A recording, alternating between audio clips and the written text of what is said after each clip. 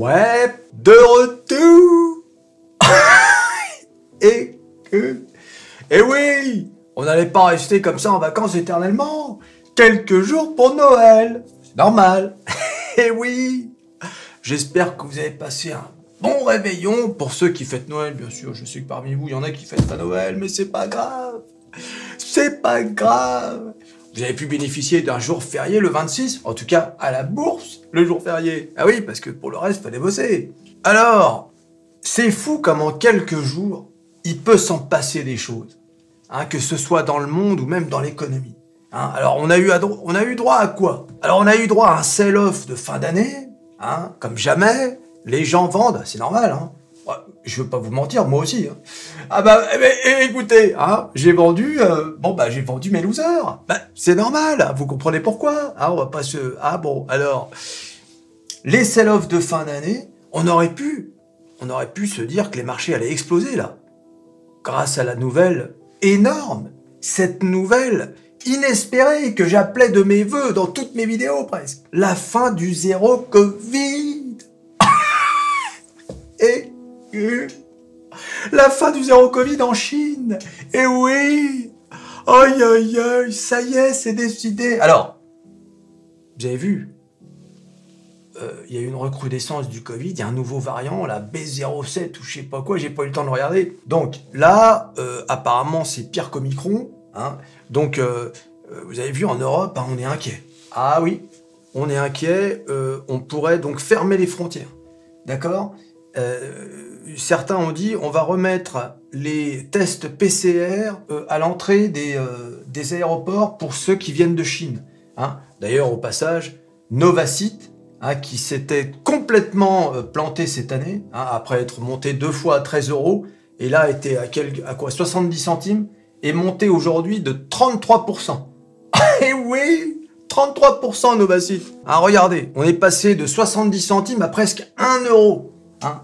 Quand tu penses que cette action est montée 2 fois à 13 € pendant le Covid, regarde-moi ça. Regarde, ce sont, tu sais, c'est comme Valneva. C'est une fois que le Covid est passé, il n'y a plus rien. Encore Valneva, je dis, mais ça résiste encore un peu à 6 € quelque chose, hein, parce qu'il y a la maladie de Lyme, et de chikungunya. Demain, on apprend que le truc de Lyme, ça marche pas finalement. Allez hop, tu peux transformer l'usine en boulangerie. Hein, c'est voilà, il y a plus rien. C'est plus un seul chercheur, tout le monde est allé chercher du boulot ailleurs. Hein, je rappelle que Grimaud, on va en parler. Hein. Grimaud, vous vous souvenez, j'avais fait une vidéo là-dessus. Le PDG de Valneva, qui nous avait assuré que à début 2023, le titre reviendrait comme au début de l'année 2022, c'est-à-dire aux alentours de 24 €. On va bien voir, hein, puisque là, c'est même pas à 7 € là. Eh oui. Aïe aïe aïe. Donc voilà, 33% pour Novacite. Hein. Bon bah écoutez, tant mieux. Hein. Donc, alors pourquoi 33%? Bah parce que Novacite fait des tests PCR, bien évidemment, les gars. Suivez. Suivez. C'est le retour du Covid. Allez, on reprend les mêmes et on recommence. Hein, allez. Aïe aïe aïe. Alors, moi j'ai pas compris. Test PCR, mais pourquoi faire? Imagine un Chinois débarque à Paris. D'accord? Il fait son test PCR. Et après? La réponse, elle est dans 48 heures. D'accord? Et qu'est-ce qu'il va faire le Chinois en attendant? Parce que moi, je sais ce qu'ils ont fait les Chinois pendant le Covid. Quand tu allais en Chine, d'ailleurs, c'est peut-être encore comme ça. Au plus fort, tu t'es obligé de rester 3 semaines dans un hôtel à tes frais. Tu pouvais pas sortir. Ils te foutaient la bouffe à l'entrée. Eh oui! Eh oui! Ah oui, je sais ce qui s'est passé en Chine. On sait tous d'ailleurs. Eh oui. Donc là, qu'est-ce qu'on va faire? Hein, on n'en sait rien. En fait, ils savent pas. T'as l'Italie qui a fermé sa frontière. Les États-Unis, la France, ça sait pas. Macron a demandé au gouvernement de prendre des mesures. Plutôt que de faire ça, tu sais, dans l'Union européenne, chacun fait comme il veut. L'Italie ceci, l'Allemagne cela. Quel foutoir. Je vous ai déjà dit 1000 fois que ce machin ne marche pas. Soit on fait une Europe fédérale avec un pouvoir fédéral qui décide de ça à l'échelle européenne, soit on s'en va à Frexit, allez. Voilà, mais ce truc, tu sais, où chacun fait comme il veut, c'est n'importe quoi. Il s'agit d'un virus. Hein, c'est un virus. Le truc, il va pas se dire, ah, c'est la frontière française. Eh les gars, on s'arrête. D'accord. Ouais. Michel, tu vas où? Tu t'arrêtes, c'est la frontière française. Tu vois bien qu'il y a les customs, il y a les gardiens, là, les douanes. Les douanes, tu sais. Ah, vous avez rien à déclarer? Ah bah si. Nous. Un virus. Voilà, on est un virus, on vient foutre la merde. Bon, tu vois un peu, c'est n'importe quoi, comme d'habitude, hein. Comme d'habitude. Alors, qu'est-ce qui se passe? On est au courant, on n'est pas au courant, peu importe. On en reparlera. Tout ça pour dire donc que la Chine, donc, zéro Covid, mais le truc, c'est que le Covid repart. Ah, et puis, c'est pareil, la Chine elle refuse d'utiliser les vaccins occidentaux. Et oui, ils n'ont pas confiance. Je sais pas ce qu'ils utilisent d'ailleurs comme vaccin là-bas. Est-ce que ce sont des vaccins? Est-ce que c'est du jus de citron? J'en sais rien. Mais en tout cas, ils refusent tout ce qui est... T'imagines si Valneva, ils auraient pu vendre leur vaccin à la Chine? Voilà, ou une Novavax. Novavax, le truc américain, l'équivalent. Tu vois ce que je veux dire? Ça aurait pu être un sacré marché. Voilà, bon, bah écoutez, hein, c'est comme ça. On va voir où est-ce que ça en est, cette histoire de zéro Covid, de Chine. Hein, je pense que vraiment, est-ce qu'on va repartir avec un nouveau variant? Il paraît que ce variant est pire que Micron, est encore plus contagieux, etc. Donc alors, est-ce que là, on est à la 10e, 11e, 14e vague? Je n'en sais rien, je ne sais plus. Tu sais, aïe, je ne compte plus, toi non plus d'ailleurs. Ah, on en a, quelque part, on en a plus rien à foutre. Alors moi, j'étais dans ma famille pendant Noël, la moitié était malade. Ils n'avaient pas le Covid, ils arrêtaient pas de tousser. Tu sais, je dis, qu'est-ce que c'est que ce truc encore? Tu sais, aïe, des maladies en veux-tu, en voilà. Alors l'année dernière, j'avais attrapé le Covid, pas cette année. Faut dire que je l'ai eu en septembre, donc j'ai peut-être encore des anticorps. Hein, ça marche encore un peu là-dedans. Donc, on va regarder les graphiques. Hein, on va voir un peu ce qui s'est passé pendant ces quelques jours. Et que... Bah, pendant ces quelques jours, on est jeudi. Je vous ai quitté la semaine dernière, vendredi. J'ai fait une vidéo le jour de Noël, les amis. Hein, enfin, le 24. Donc là, on a loupé quoi? Lundi, c'était férié, donc on a loupé mardi, mercredi. Hein, franchement, hein, on peut pas dire que, voilà, hein, je vous ai laissé tomber très longtemps. Ah, voilà, non, on est là, toujours au poste, toujours fidèle. On n'abandonne pas et on continue. Hein, il y avait des trucs à faire là. Hein. Il y avait des bons coups à faire là. Hein. Notamment profiter du sell-off. Hein, le sell-off de fin d'année. Hein, pour des raisons fiscales. Vous savez ça quand même. Bon. Et oui. Et que... Aïe. Il y avait des coups à faire. Hein, comme Tesla par exemple. Tesla qui a perdu, qui est descendu à 112 et qu'aujourd'hui est à 120 $. Hein, il y a un gars sur Twitter qui me dit j'attends que ce soit à 50 $. Ouais, bah tu vas peut-être attendre longtemps. Ah, parce que là, Tesla, peut-être que ça va remonter en 2023. Qu'en fais-tu? C'est ça la question. Aïe. Alors le CAC 40, bien sûr. Hein, on commence toujours par l'indice maison. Alors qu'est-ce que c'est le CAC 40? Hein, bah, c'est très simple, regardez, vous aviez donc le canal haussier dont j'ai parlé 1000 fois pour tous ceux qui sont abonnés à la chaîne. D'ailleurs, abonnez-vous pour ceux qui découvrent. Rejoignez-nous sur Métamorphose 47, bien sûr. Voilà, donc le canal haussier, on sort du canal, vous vous souvenez, hein, je vous dis, c'est une catastrophe, il ne faut pas sortir du canal. On est resté donc rangé dans la zone support-résistance, hein, qui est comprise entre 6600 et environ 6830. Mais en fait, on était plutôt accroché à 6700. On a quitté les 6700 mi-décembre. Et oui, on a quitté durement mi-décembre. Aïe, ça a été dur. Hein. Ah oui, à cause de Jérôme. Aïe, qui a fait un discours au quiche. Et oui, Jérôme. J'espère qu'il a passé un bon Noël, Jérôme. Toujours sur le chemin. Ah, Jérôme, on n'en entend pas parler. Et il s'est garé. On attend derrière. Oui. Alors, bien évidemment, qu'est-ce qui s'est passé après? Regardez. On est descendu assez bas. Hein. On a fait un pic à 6000... Attends, on est où là?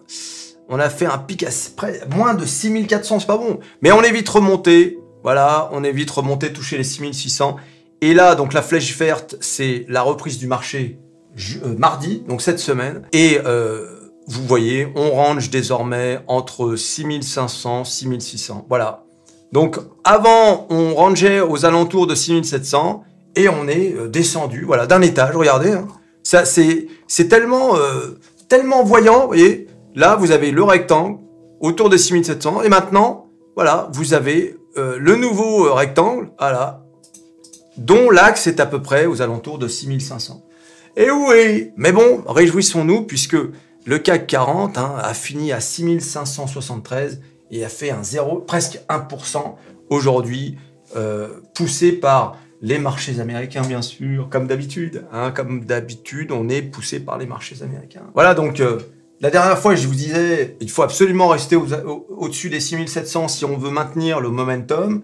Malheureusement, avec le discours de Jerome, on est sorti des 6700. Et bien maintenant, je vous refais le même discours. Cette fois-ci, il faut impérativement rester au-dessus, il faut se maintenir au-dessus des 6500. Et oui, 6500 qui est désormais le nouveau support. Le nouveau support. Et oui, voilà, donc ça c'est un peu... en fait, c'est un peu comme si la fête était descendue d'un étage, quoi. Voilà, donc c'est comme ça, faut accepter. Et regardez, le Dow Jones, exactement la même chose. C'est exactement le même scénario. Canal haussier, j'ai pas tracé les lignes, mais bon, ça se voit quand même. Et puis là, regardez, on rangeait aux alentours de 34 000. C'était voilà, on avait une zone de range qui se situait entre 33 200 et 34 200. Voilà, donc... Et là, on est descendu, comme avec le CAC 40, vous avez vu? On est descendu d'un étage, et là, maintenant, on range entre 32 570 et 33 400. Voilà. On est descendu de 1000 points. Et oui. Alors, avec le CAC, on est descendu de 200 points, là, on est descendu de 1000 points. Vous avez vu un peu? C'est fou, hein? Exactement la même configuration. C'est malheureux, mais on est là aussi, la fête est descendue d'un étage. Alors maintenant, on attaque la star des indices, le S&P 500, S&P 500. Oh, écoute. Et alors, comme je vous ai dit, vous vous souvenez de ce que je vous avais dit, le truc qu'on craint le plus avec le S&P 500, c'est bien évidemment, je vous fais un dessin. Je vous fais un dessin. Regardez. Voilà. Nana. Comme les écailles, je vous avais dit, comme les écailles d'un dinosaure, et le truc qu'on craignait, c'est que ça continue. Et bah regardez, on va zoomer. Malheureusement, c'est ce qui s'est passé. C'est ce qui s'est passé depuis le 1er décembre, et ensuite il y a eu la chute d'après le discours de Jerome, mi-décembre, et regardez, ça ne cesse de chuter. Alors, bien évidemment, là, ces derniers jours, ça range, comme vous pouvez le voir, aux alentours de... On est aux alentours de 3800. Là, au moment où je vous parle, le marché n'a toujours pas clôturé aux États-Unis. Donc, le S&P 500 est à 3850. Ce qu'on veut, c'est bien évidemment que le S&P 500 ne fasse pas ça, que continue de baisser, mais qu'il fasse plutôt ça et ça, bien évidemment. Et que ça vienne rebondir là-dessus, puis qu'on reparte en 2023 en bull market. Allez savoir. Personne ne sait.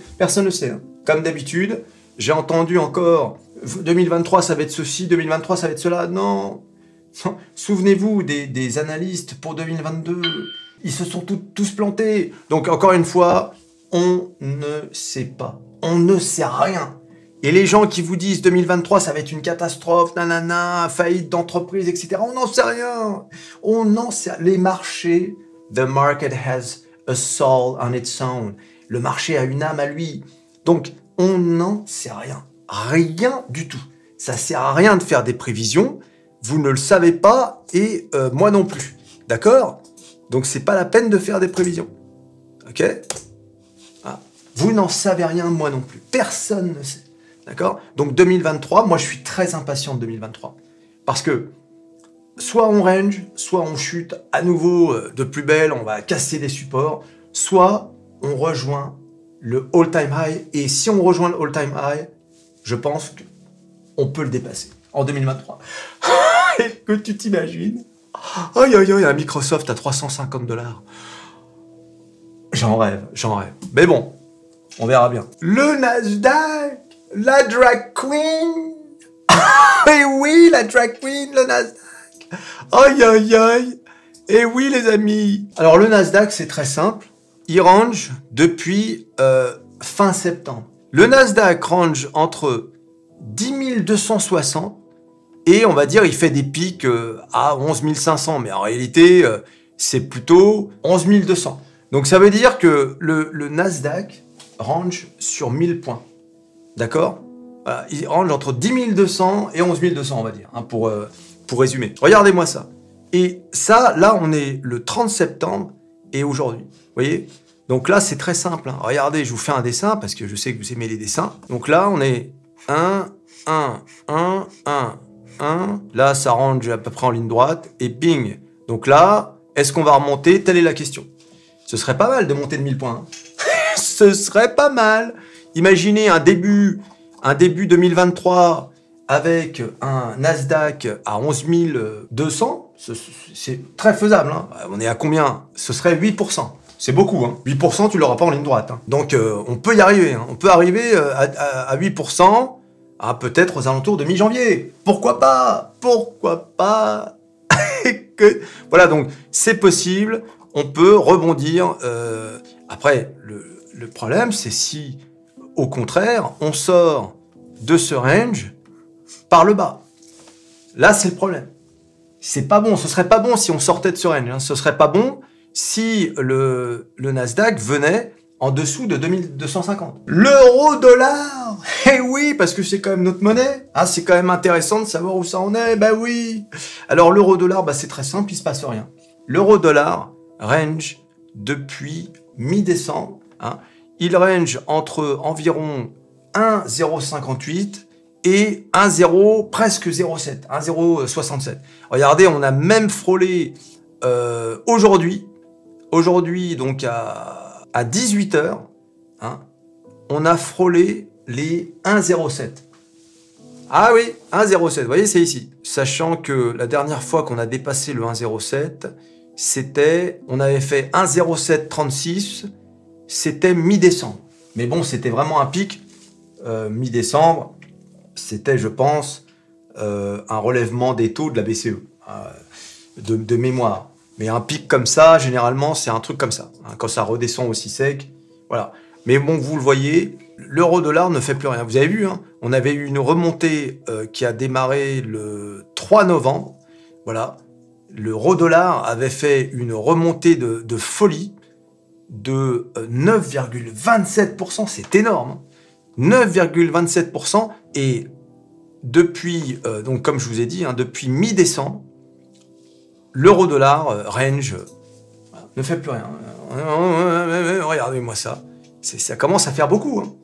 15 jours ça monte pas, ça descend pas, on n'en sait rien. Voilà. Pour ceux qui font du day trading ou du scalping, c'est intéressant. Hein. Il y a de l'oseille à se faire. Hein, pour ceux qui font... donc ça fait ça, regardez. Les petits pics là. Donc voilà. Mais pour ceux qui font du scalping et du day trading, c'est pas mal. Pour ceux qui sont sur du long terme, c'est moins intéressant, hein, parce que là, il se passe rien.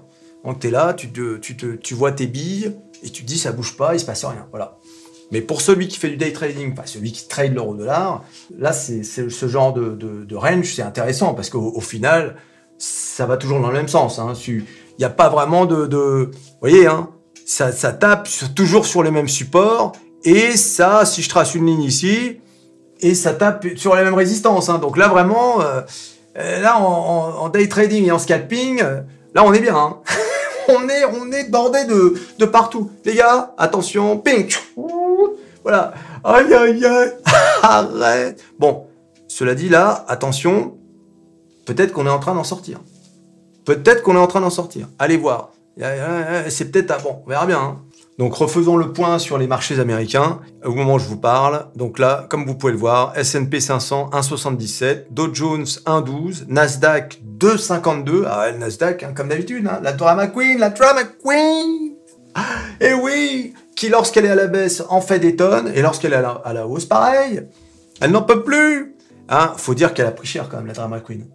Eh oui, regardez-moi ça, 10 470. Aïe, aïe, aïe. Le pétrole, 78 $, hein, on a baissé, hein, souvenez-vous, on approchait les 80, c'était pas bon. Et le gold qui a démarré un peu dans le rouge et qui maintenant a pris 0,48%, l'or, pardon. Alors regardez ce graphique, incroyable quand même. Hein. Le Nasdaq, depuis le début de l'année, est en baisse de 35%, alors que le Dow Jones est en baisse seulement de 10%. D'accord? Et cette surperformance du Dow Jones par rapport à l'indice technologique, regardez, hein, donc là, vous voyez le Dow Jones en bleu et le Nasdaq en rouge. Donc là, c'est aujourd'hui. Ici, c'est l'an 2000. Hein, vous vous souvenez du crash de l'an 2000. Ici, c'est le crash de 2008. L'énorme crash, hein, forcément, des subprimes. Eh bien, l'écart d'aujourd'hui entre le Dow Jones et le Nasdaq est le plus grand depuis 2000. Depuis entre 2000 et 2002. Je sais pas si vous imaginez. Depuis 20 ans. Donc, c'est quand même énorme, hein. Donc c'est vraiment la confirmation, mais ça on le savait déjà, mais c'est une confirmation, c'est une claque pour les valeurs technologiques, et notamment les valeurs de croissance. Toutes ces entreprises qui sont dans le Nasdaq et qui dépendent de l'argent pas cher pour se financer, pour croître, toutes ces entreprises ont pris une claque sans précédent. Parce que bien sûr, nous on voit Apple, Microsoft, etc., compris des claques. Hein, Microsoft a pris plus de 30%, etc. Mais ce qu'il faut voir, c'est aussi toutes les petites boîtes que vous connaissez pas forcément, qui sont au Nasdaq et qui ont pris 80, 95, 98%. Des entreprises qui valent plus rien, qui valaient 30, 35 $ l'année dernière et qui aujourd'hui valent peut-être des penny stocks. Et oui, c'est quand même incroyable ce qui s'est passé en 2022. Il faudra moi je ferai une vidéo pour faire un récap de l'année 2022. J'attends que ce soit terminé, hein, quand même. Et que on sait jamais. Peut-être que demain, pour la dernière journée de trading de l'année, on va avoir un Nasdaq à 10%. Qui sait? Et aïe aïe aïe, tu t'imagines? Oh arrête! Oh non non non, arrête, je veux dire. Voilà. Ah non non, mais tu t'imagines. Hop hop hop hop hop. Aïe aïe aïe, aïe aïe, arrête toi aussi. Tu t'abonnes, tu likes, tu partages comme d'habitude. Ah, il faut que 2023 soit l'année Métamorphose 47. On a démarré en juin, il faut que 2023 on explose tout. Et que on peut pas s'arrêter en si bon chemin. Allez, salut.